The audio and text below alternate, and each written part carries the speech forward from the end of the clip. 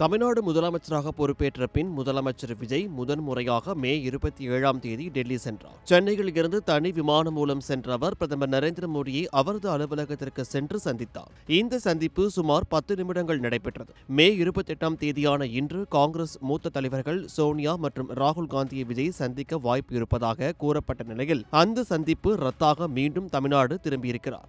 இந்த பயணத்தின் போது விஜய் உடன் சென்றவர்களின் லிஸ்ட் வெளியாகியிருக்கிறது. இதில் அவருடன் பயணித்த இளைஞர் ஒருவர் மிகப்பெரிய கவனம் பெற்றிருக்கிறார். அந்த இளைஞரின் பெயர் ஜெகதீஷ் அவஸ்தி. ஹேர் ஸ்டைலிஸ்டான இவர் பிகில் படம் தொடங்கி விஜயுடன் பயணித்து வருகிறார்.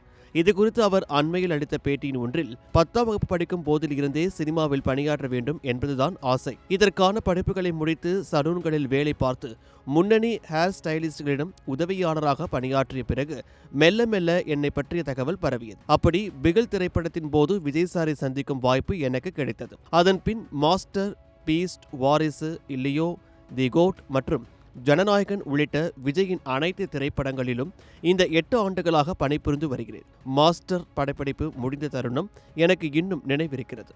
அப்போது விஜய் சார் என்னிடம் வெல்டன் தம்பி என்று கூறி என்னை பாராட்டினார்.